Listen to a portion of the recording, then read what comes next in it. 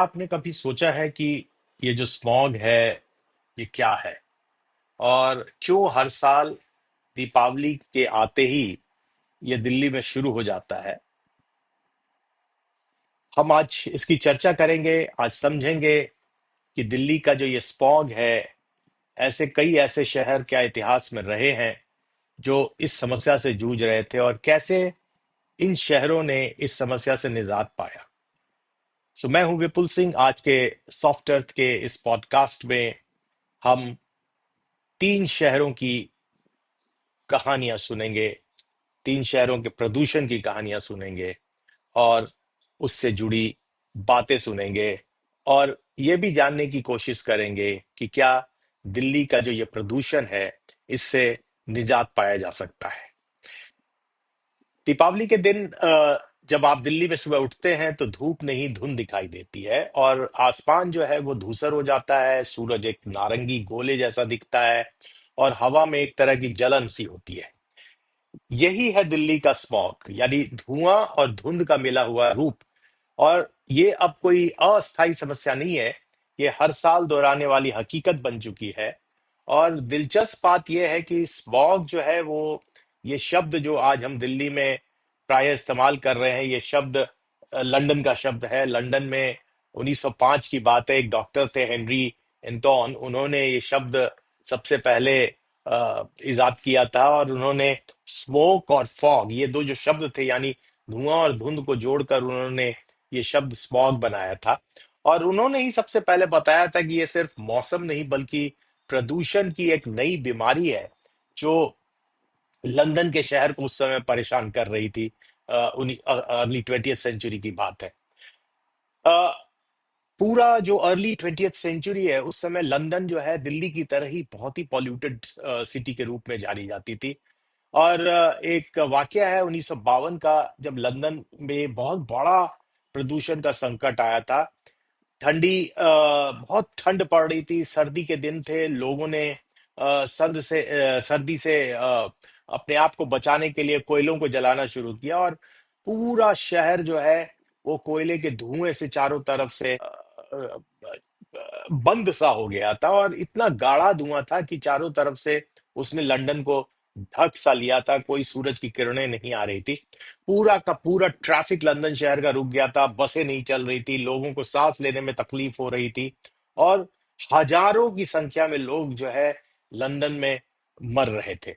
अब जरा सोचिए कि ये सिर्फ उस समय ये जो स्थिति थी, दिल्ली में भी ऐसी स्थिति आ सकती है।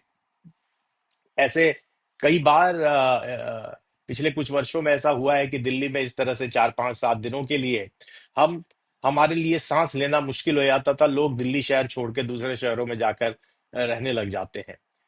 और ये जो स्थिति, जो लंदन की स्थिति थी, एक लगभग दिल्ली, आज जो दिल्ली हम देख रहे हैं उसी तरह की स्थिति थी।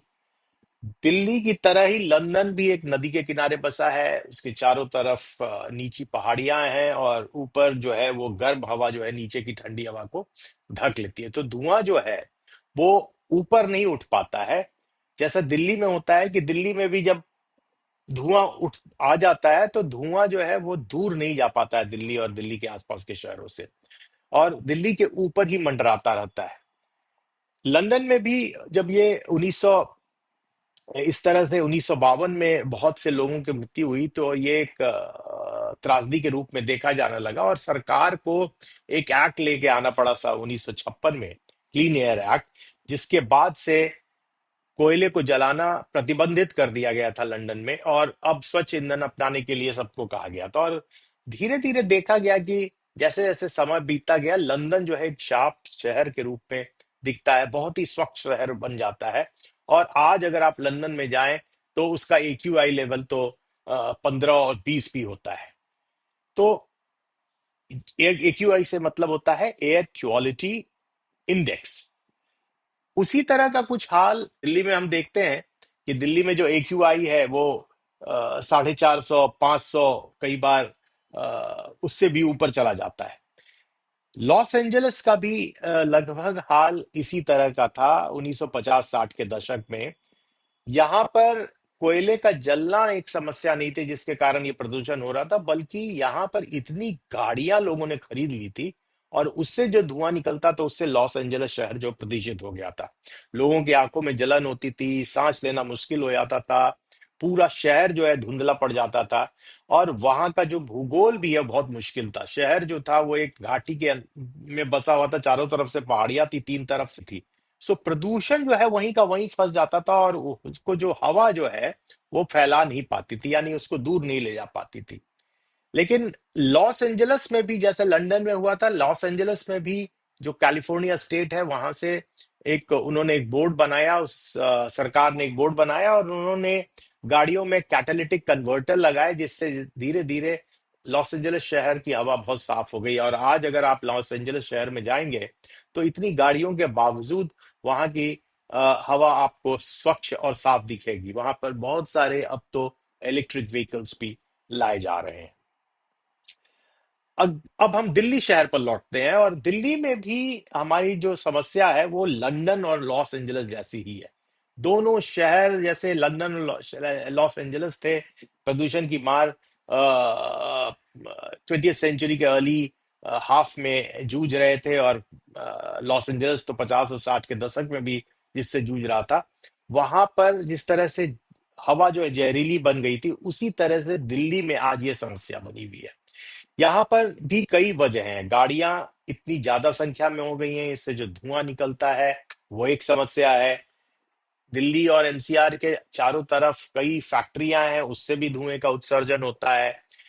बहुत सारे दिल्ली और एनसीआर में निर्माण हो रहे हैं, बिल्डिंग्स बन रही हैं, उससे भी जो धूल के कण निकलते हैं वो भी एक समस्या है।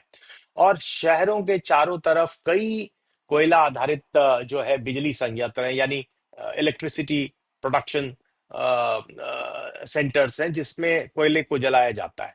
लेकिन दिल्ली की जो समस्या को सबसे जो गंभीर आजकल बना रहा है वो पराली की समस्या है। और अगर आप लॉस एंजल्स और लंदन से इसकी तुलना करें तो दिल्ली का भी जो भूगोल और मौसम है लगभग और एक ही तरह का है। यहाँ पर भी इसी तरह की पहाड़ियां हैं, अरावली की पहाड़ी है, और बहुत तेज धूप आती है। हवा जो है अक्टूबर नवंबर के महीने में इतनी तेज नहीं होती है कि वो प्रदूषण को दूर ले जा सके। और इस कारण भी दिल्ली में जो है प्रदूषण इतना परेशान करता है इन महीनों में। सो दिल्ली भी जो है वो एक मैदानी और बंद क्षेत्र में बसा हुआ इलाका है, समुद्र से बहुत दूर है। इसलिए जो हवा का बहाव है बहुत कमजोर होता है, खासकर अक्टूबर नवंबर में। और जब सर्दियां जैसे जैसे आएंगी तो तब ये जो तापमान है वो वो धीरे धीरे जो सूरज की किरणें पड़ेंगी वो तापमान को ऐसा बनाएगा जिससे कि जो पॉल्यूशन है वो ऊपर नहीं जा पाता है। सो तेज धूप, कम हवा, स्थिर वायुमंडल, ये सब मिलकर दिल्ली के प्राकृतिक ये जो वातावरण है उसको एक प्रदूषण का गैस चैम्बर बना देते हैं।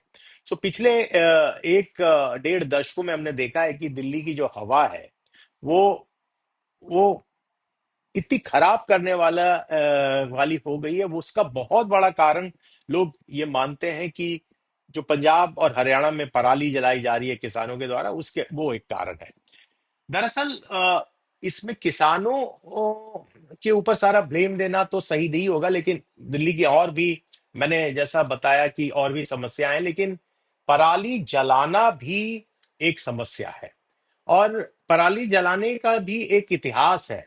अगर आप देखिए, एक तो 2010 के तक दिल्ली में पराली जलाने की कोई समस्या, या दिल्ली पराली जलाने से जो प्रदूषण आता है उस समस्या से दिल्ली को नहीं जूझना पड़ रहा था।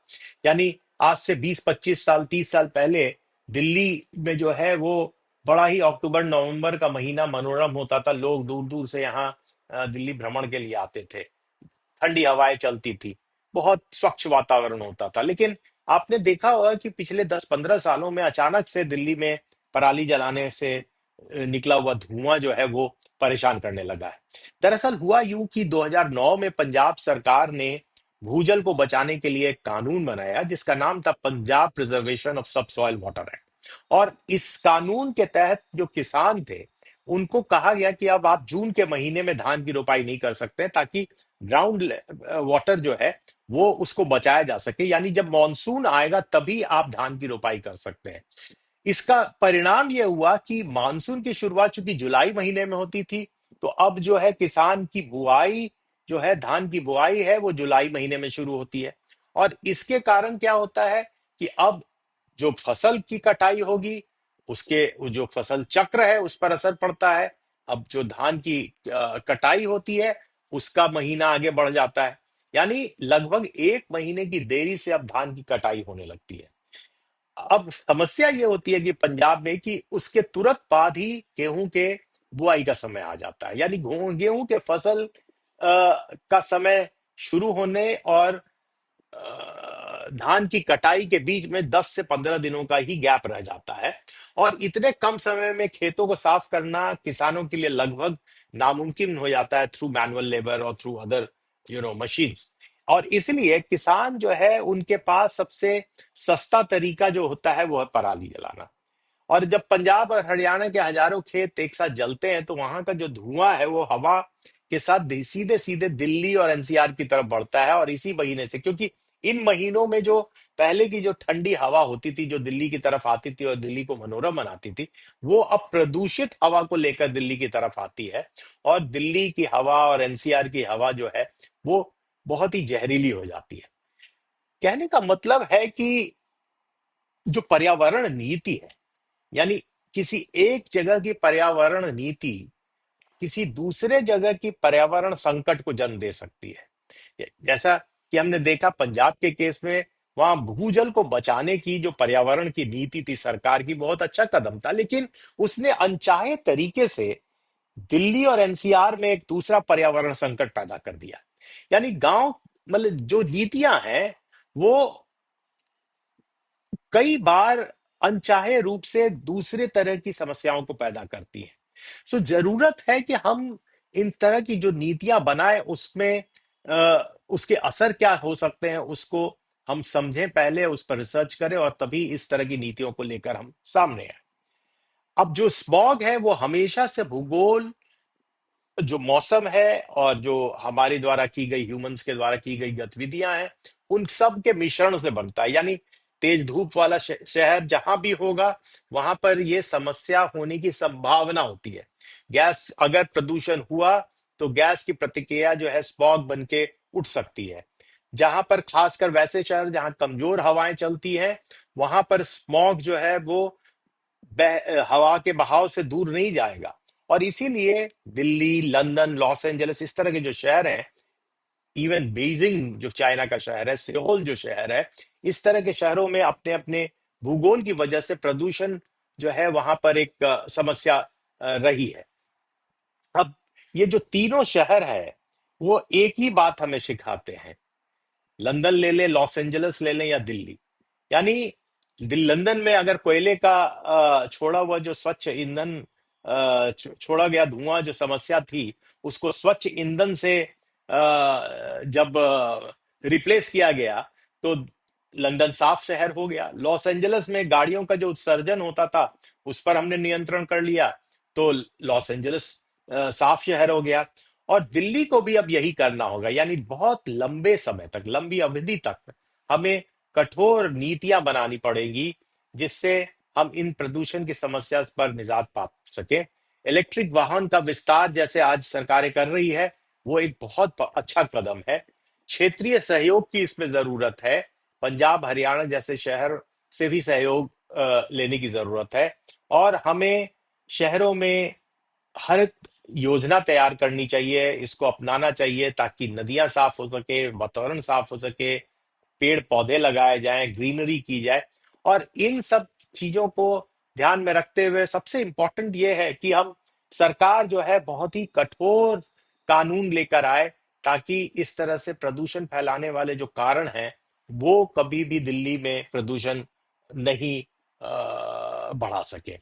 सो लॉस एंजलिस और लंदन के जो एग्जाम्पल्स है वो ये हमें दिखाते हैं कि बदलाव जो है वो मुमकिन है, अगर सरकारें गंभीर हो जाएं, लोग जागरूक हो जाएं।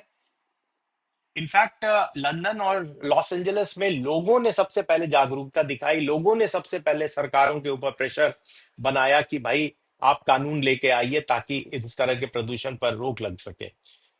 जरूरत है कि दिल्ली में भी लोग जो हैं जागरूक हों प्रदूषण के प्रति और सरकारों के ऊपर दबाव बनाएं, ताकि सरकारें जो है कठोर नियम कानून लेकर आए और स्मॉग की जो समस्या है जो हमेशा से दिल्ली और एनसीआर को परेशान करती रही है, उस पर हम निजात पा सके। तो दिल्ली फिर से वैसे ही नीले आकाश का दिल्ली हो सकता है। तो हम कहें अंत में कि जो साफ हवा है वो कोई विलासिता नहीं है, वो हमारा हमारे रेजिडेंट जो दिल्ली के रेजिडेंट हैं, एनसीआर के रेजिडेंट हैं, वो उनका अधिकार है। लेकिन उससे भी जो बड़ी बात जो हमने इस पॉडकास्ट में देखा वो ये है कि जो पर्यावरण नीति है वो हमेशा से, जो पर्यावरण नीति है भले ही किसी एक जगह के लिए वो पॉजिटिव हो, लेकिन वो अनचाहे रूप से दूसरे जगह के लिए एक संकट का काम कर सकती है। ये हमारी सबसे बड़ी सीख है इस केस स्टडी से।